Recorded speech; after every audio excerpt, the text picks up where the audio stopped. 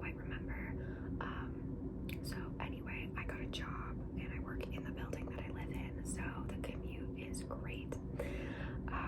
But that's awesome because it means that I will be able to get a new microphone much quicker. So I'm actually hoping that I can buy it at the start of the next, or at the end of this pay period, which is, I'm just looking at my calendar. Okay, I can't quite remember. It might be not this coming Friday, like not the 28th, but whatever the next Friday is, I'm pretty sure, when I will get paid. So hopefully, because as much as this microphone does the trick, I really want to get a nice one. So anyway, so I have homework to do. So what I'm going to be doing is using my new keyboard. Let me show you. Let me not hit the mic here. So this is it. Is it not the cutest thing ever? I'm obsessed with it. I wanted it for a while, and I finally was just like, you know what, spend the money on it.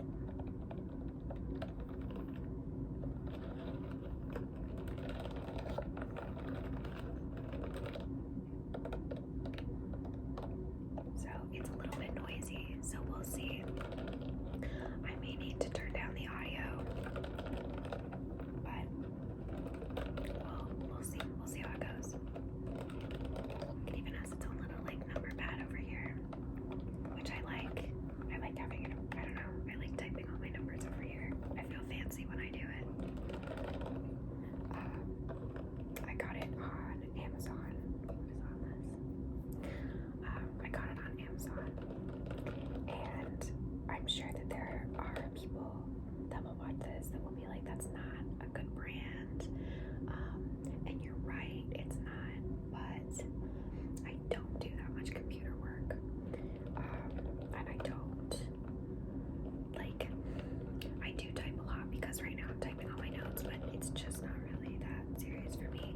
I'm not computer science. I'm not doing anything that like you really need an important, or not an important keyboard, but like a really good one.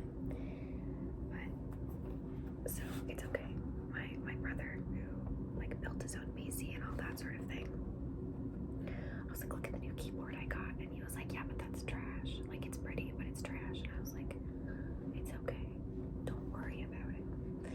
So I have my second monitor up over here. So if I'm looking over here, that's what I'm looking at. I'm not just staring off into the distance. The heck? Gosh, I have way too many things on my desk. CVS gave me $10 off. They gave me a coupon. Too bad I'm in the wrong country. Anyway, okay. I also got new glasses. I didn't show you guys these yet. So I think I've worn my gold glasses on here, but I went to a football game. I went to see the Jets versus the Jags. And we left. The Jets won. Yay. Just for any football fans out there, I'm not only a Jets fan. My number one team is the Chicago Bears. So let's just put that out there. And for those of you who are going to ask who I want to win the Super Bowl, I want the 49ers to win or the Bengals to win. But anyway, I'm getting distracted. Anyway, we tried to leave in the fourth quarter, and like right at the very end of the fourth quarter, and I was wearing mittens because it was cold, and I was holding my glasses, and I dropped them, and I didn't notice. And when I went to go and look for them, it was just insane, and I don't know where they went. So I had to buy new ones. So these are my new ones. The frames are really big, but I like them.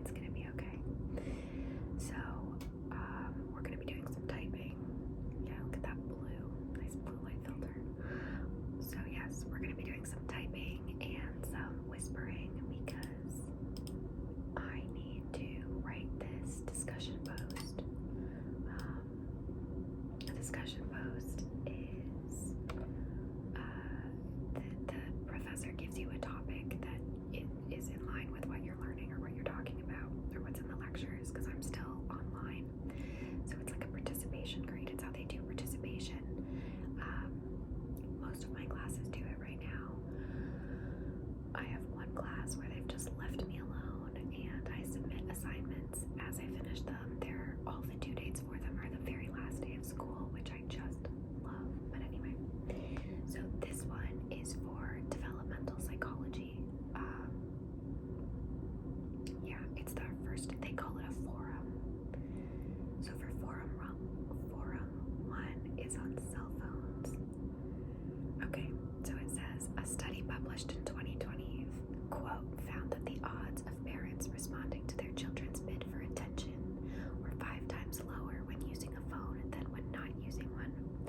Moreover, parents' responses were less timely, weaker, showed less effect, and were less likely to prioritize the child over other activities, end quote.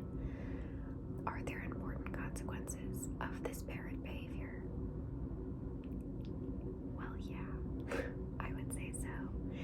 So, what they're asking us to do here is look at the little quote that they have here, which is the study that found that when parents use their phone, they don't respond very well to their own kids. What is beeping outside? Good God. Okay. Anyway, I'm filming this during the day, so if you hear people beeping and whatever, I'm sorry. Okay, so yeah, parents using their phones, they don't respond as well or as quickly to their kids' issues, and they don't respond as effectively. So while I'm looking through everybody else's responses, I'm seeing overwhelmingly that people are like, yeah, no, this isn't great. People are calling it emotional abandonment, and I think that's a little bit of a stretch personally. I think there needs to be a fine line between parents being allowed to like have their own lives on their phones as well, because if a parent is just a parent and that's all they do, that is not good for the parent's emotional well-being. So there's a fine line here, but that's not really what they're asking me. It's a pretty broad thing here, but we're just gonna I forgot to mute my computer, so a text message came in and it dinged so loudly. Alright, we have to try this again. My note-taking app is being super funky right now. There we go. Okay.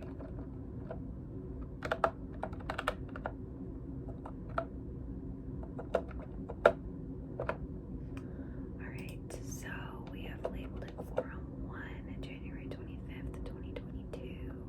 And we're gonna say this is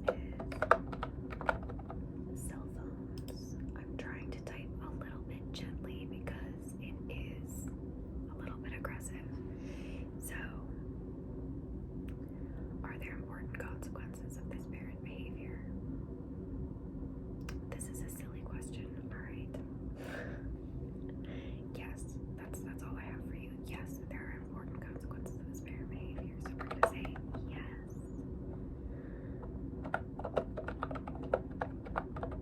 Consequences.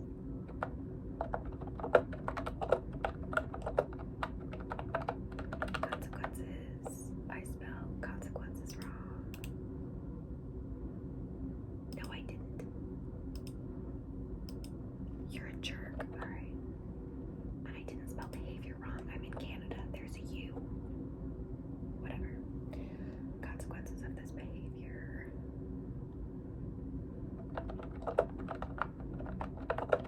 Similar to the acts of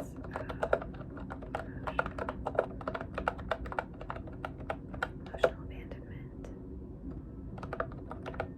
That being said,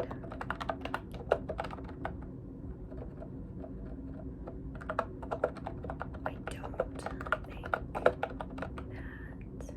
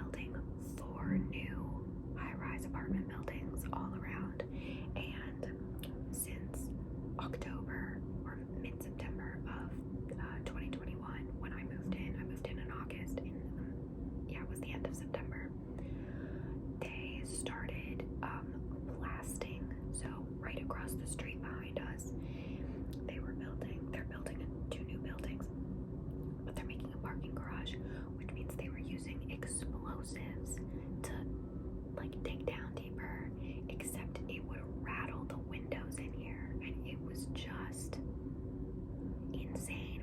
And they sent out an email that was like, hey, don't worry, like, you know, we're not being bombed, we're just purposely bombing. And we were all like, oh yeah, cool. But any of my classes, you know, like I'd go to a class, we'd be on a Zoom call, and I'd be talking, and then there'd be this long beeping noise, and then an explosion, and everybody would be like, where are you? Like, are you okay? Anyway, they said that it was going to be from the start date in late September, and it would be done by December.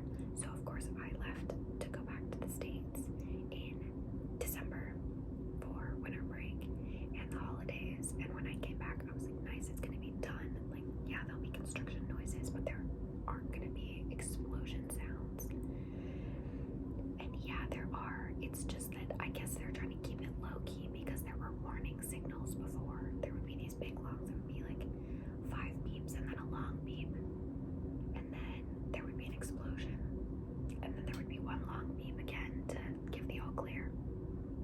And now you get maybe 3 beeps, and then just and then nothing, like no all clear, no nothing. So I'm like, what is going on? Like, if you're behind schedule, whatever, but like let me know and still do the all clear. Like, I'm gonna call OSHA. I'm not, because that would be a total jerk move, but it's annoying. Anyway, so I'm really sorry if the construction noises are extremely, extremely loud.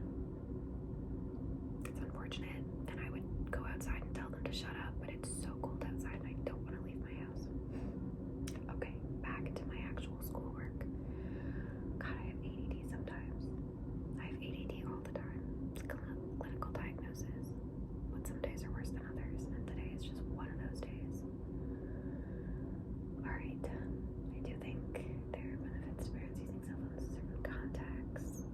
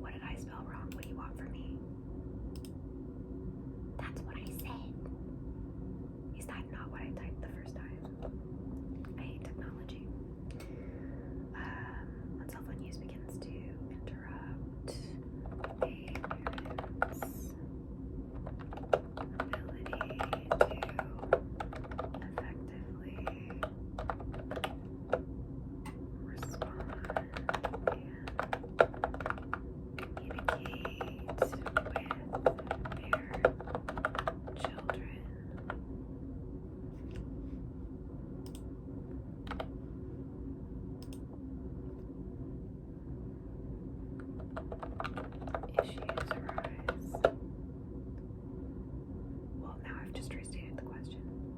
Right? I'm overthinking it. Let's just keep going. Right? We'll keep moving. What do I want to say? Oh. So one of the people in my class was like, it certainly affects children, you know, when parents use their phone too much. And then she was like, speaking from my own experience, for most of my life, my parents never listened to me. I'm paraphrasing. But, yikes. Alright, but apparently, fortunately, things have changed, and their parents are better at listening now. So, okay. I mean, love that for them, but okay. Alright, so I wonder what she's really wanting here. Alright. When a parent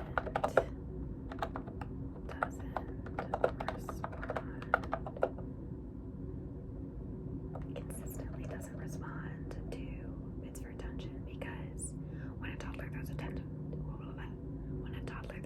tantrum, I have a lot of childcare experience.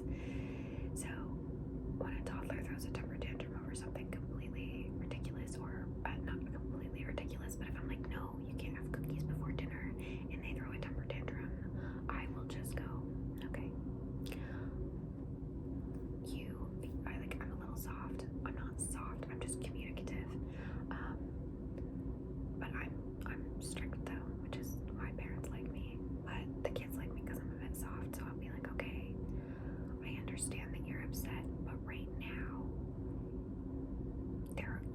you have a lot of big emotions, is usually what I say. You have a lot of big feelings, a lot of big emotions right now, and you need to take a moment to, and like I was saying, we need to figure out how to calm down these big emotions so that we can talk about this. But right now the emotions are too big and we need to calm down. And then I give them two or three options. One of them is, do you want help? Like, do you want to talk about it with me so I can help you? And then the second one is usually I offer them their own space that's not their room, like their own space, because parents sometimes send kids to their room, and I don't want it to be a punishment like the first time. So I will offer them a space, like, okay, you can stay here in the kitchen or in the living room or on the couch or whatever, and I'll leave you be, and then you come and get me when you're ready to talk about this. And I'm nice about it, and usually it works really well. So I'm trying not to say like that is not addressing. Like, I don't respond to the freaking out, and after a while I will just, you gotta freak out. When you're ready, come talk to me. And that's, yeah, okay. So God, I'm distracted today. When a parent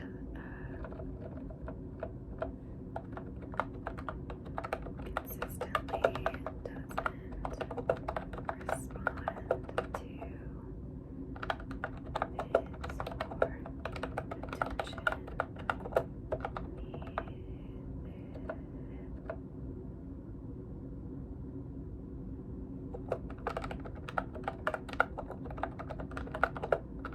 attention-seeking behavior may. Alright, so the weirdest thing just happened. I had filmed 15 minutes straight of just typing and talking and whispering and whatever, and my phone turned off, gave me the little like spinny I'm thinking about it bar, and then turned back on. I lost the video. The video's gone. It got deleted. It's like it didn't retain any of it. Like, what the heck just happened? I'm so annoyed. It was like 15 minutes of me filming, and it just was like, no, actually, I don't want to. Girl. It has been that kind of day. I've knocked over this coffee mug full of coffee 3 times. It's just one of those days. I can't get anything done today in any effective manner, but it's okay. That's okay.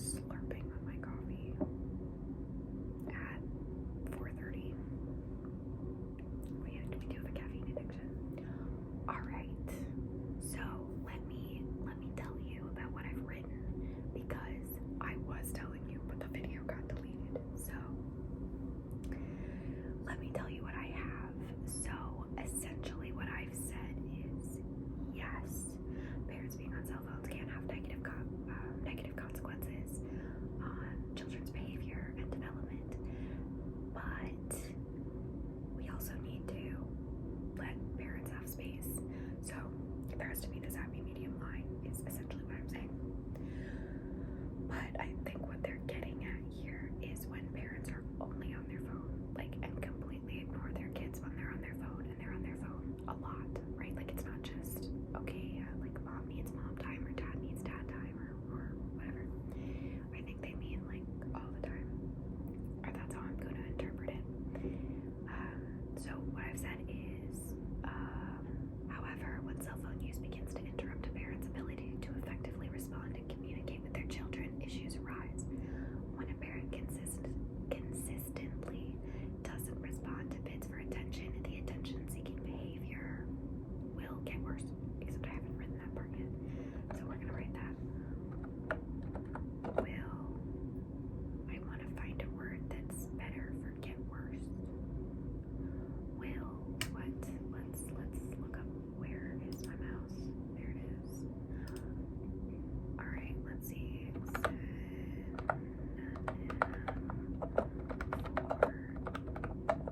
Get worse. Deteriorate. No, it won't deteriorate. Attention-seeking behavior will worsen. Attention-seeking behavior. I'm gonna go to my other thing. May, because I can't guarantee it. May worsen. Right? Yeah. Okay.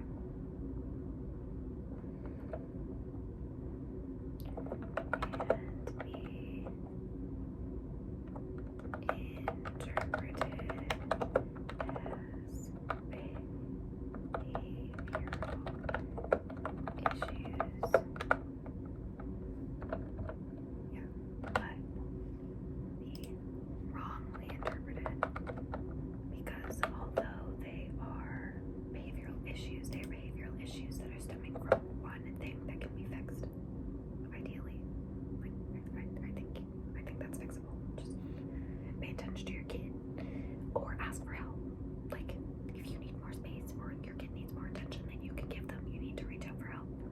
And I know that that's hard. I'm trying not to be judgy because I am 21 and I don't have kids, but I have a lot of childcare experience, and I'm a nice person. So if you are a parent and you feel judged by me, please, I'm not judging you. I don't judge anybody. Everybody has their own problems and their own situations, and it's really difficult, and I completely appreciate that.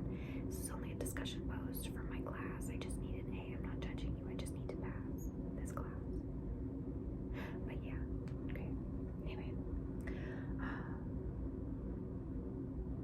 what was I saying? Brings to behavior may worsen and be wrongly interpreted as behavioral issues. All right, that's one. What else? What else could we do? We could say, this is just free writing, by the way. So before you guys come at me for my really casual writing and not good writing, I'm just free writing, and then I edit it down into a very lovely and smart, intelligent way of saying what I've said in my free writing. Unless I get really lazy, in which case I may just turn this in. But we'll see. I don't know how my professor grades quite yet, so I gotta be a little careful. Hopefully she likes my writing styles, but okay, focus. We gotta focus right now.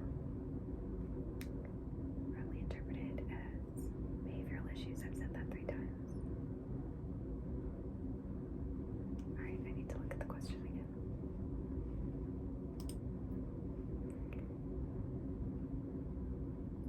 Alright.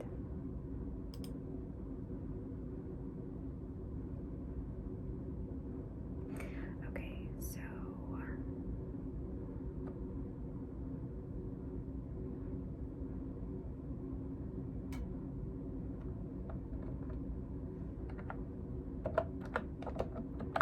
similarly,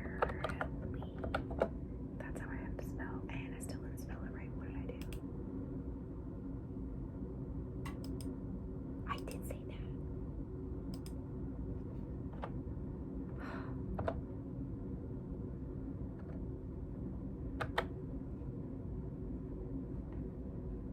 Sometimes it just says that a word is spelled wrong,